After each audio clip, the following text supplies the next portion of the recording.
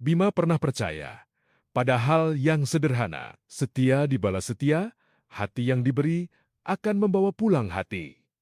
Ia percaya ketulusan punya tujuan. Ternyata tidak selalu. Aturan itu tidak berlaku untuk semua, sebab ada jiwa yang tidak hidup dari kepastian, melainkan dari goyah, dari ragu, dari gelap yang tidak selesai. Semakin ia memberi, yang lain justru semakin kosong. Semakin ia setia, yang lain semakin menjauh. Semakin ia menjaga, yang lain semakin lepas. Dari rasa hormat yang seharusnya tumbuh bagi sebagian jiwa. Cinta bukan kehangatan, bukan rumah, bukan tenang. Cinta justru terasa asing. Kalau terlalu bersih, ia lebih tertarik pada yang tegang, yang gelap, yang liar, yang tidak pernah selesai. Lalu datang sosok itu, tanpa janji, tanpa masa depan, tanpa nilai yang layak dibanggakan. Ia hanya hadir sebagai ruang liar yang tidak menuntut tanggung jawab. Dan justru dari kekosongan itulah, rasa itu tumbuh. Bukan karena diberi cinta, bukan karena diperlakukan mulia, tetapi karena dibiarkan lapar, dibiarkan menunggu, dibiarkan mengejar sesuatu yang tidak utuh. Semakin jauh, semakin dicari, semakin kabur, semakin dikejar, semakin salah, semakin terasa hidup, semakin liar, semakin nikmat.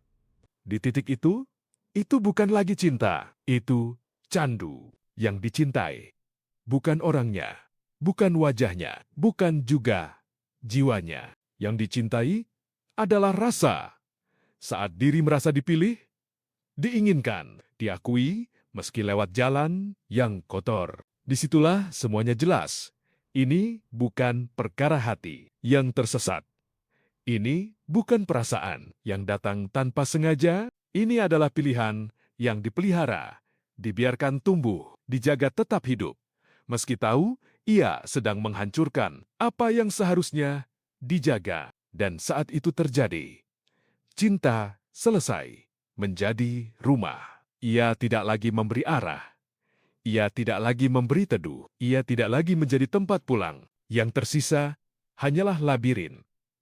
Gelap, membingungkan, dan sengaja dipilih oleh orang yang tidak lagi ingin hidup dengan lurus. Akhirnya, Bima mengerti. Sesuatu yang pahit, tidak semua bisa diselamatkan. Ada yang tumbuh ke arah yang salah, lalu merasa nyaman. Di sana, ada yang melihat jalan pulang, tetapi tidak mau menempuhnya. Ada yang tahu mana yang benar, tetapi lebih menyukai yang busuk, karena disitulah ia merasa hidup. Bukan karena jalan itu tidak ada, bukan karena tidak ada yang menunggu, tetapi karena jalan yang benar tidak dipilih. Dan sejak saat itu, Bima berhenti percaya bahwa semua yang salah arah masih ingin pulang.